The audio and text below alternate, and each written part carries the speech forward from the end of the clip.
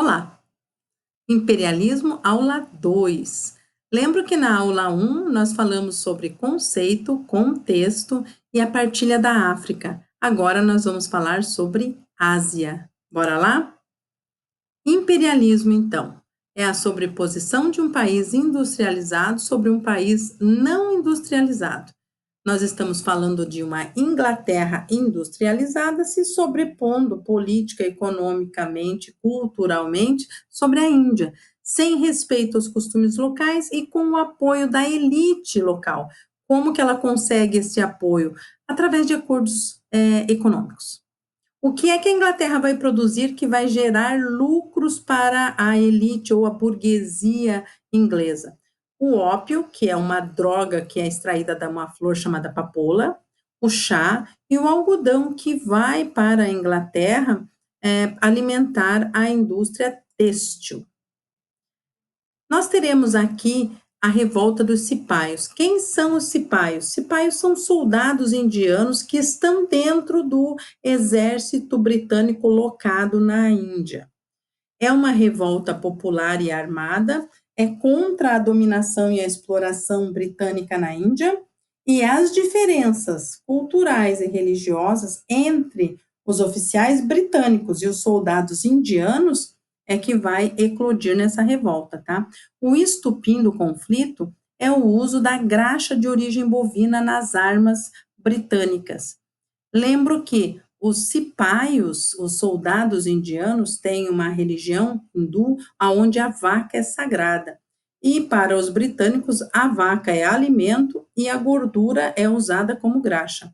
2 anos de conflitos aí culturais e religiosos, com um número bem grande de mortos, até que a Inglaterra tenha sacada de pôr na graxa a tinta nanquim, que é uma tinta preta, que misturada vai mudar um pouco a textura, a cor e também o cheiro. E daí os cipaios não vão conseguir identificar que a graxa é de origem bovina e finish para esse conflito. E aí nós vamos falar sobre China.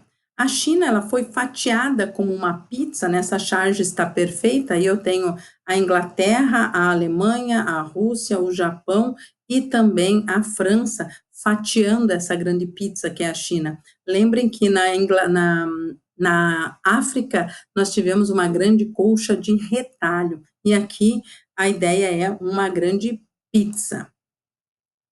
Aqui nós começamos falando sobre a guerra do ópio. A guerra do ópio, lembrando que o ópio é uma substância entorpecente extraída de uma flor chamada papoula, é uma droga alucinógena, e a Grã-Bretanha, ou seja, a Inglaterra, produzia o ópio na Índia e vendia na China.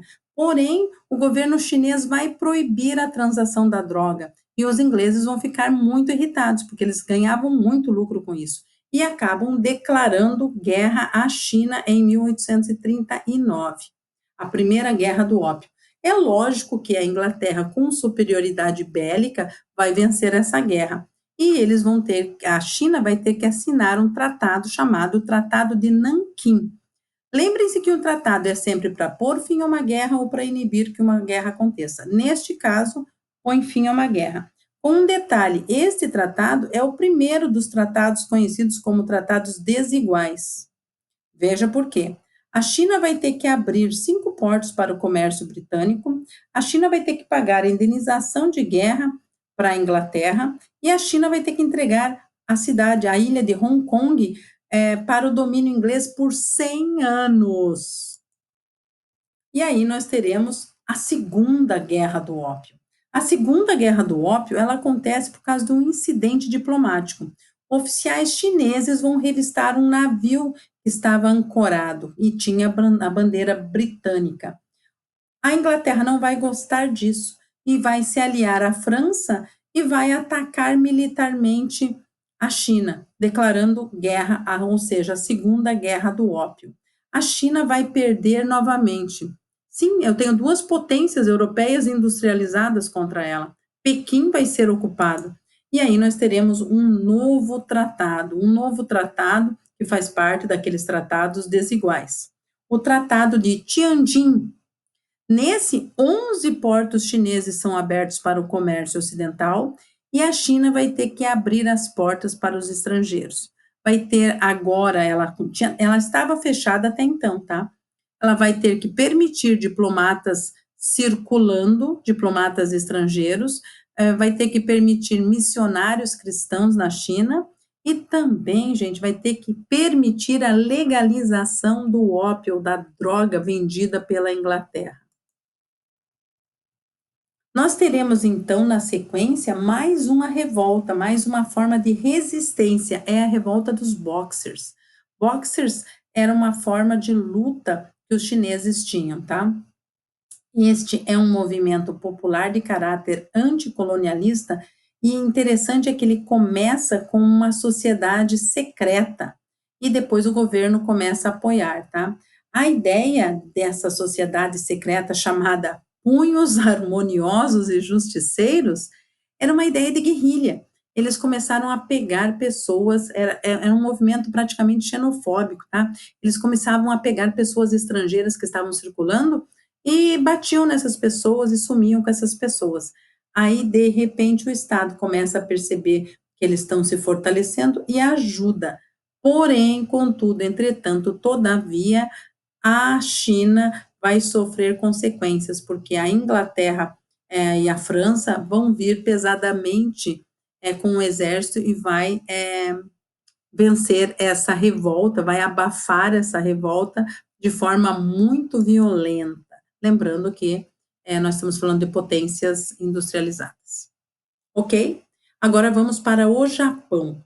O Japão, eu estou falando de Ásia, mas perceba que o Japão era o único que estava industrializado. Então, o Japão, ele é imperialista, ok? Ele estava na sua era Meiji, que é a era aberta para o Ocidente.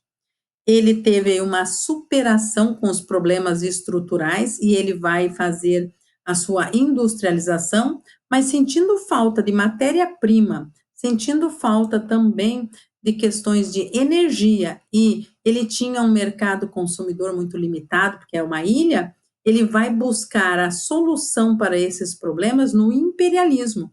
Ele vai investir em indústria bélica para sustentar esse expansionismo e ele vai atacar o continente. E ele vai fazer algumas guerras imperialistas, tá? Ele vai fazer guerra contra a China, que vai anexar a ilha de Formosa, hoje Taiwan.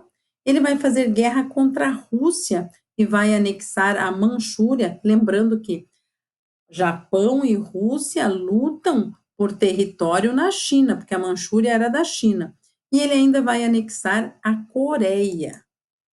Então percebam que a Índia e a China foram imperializadas pelas potências europeias e também pelo Japão. Consequências do imperialismo. O que o imperialismo causou no mundo?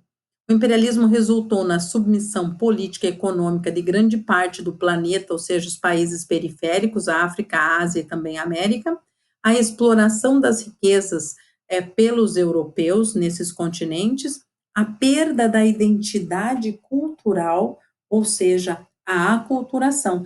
Lembrem-se que nós estamos aqui afunilando para a Primeira Guerra Mundial, que tem como um dos motivos principais revanchismos aí e concorrência, né? Nós vamos ter a concorrência acirrada. Ok? É isso, pessoal. Falou, valeu, até mais.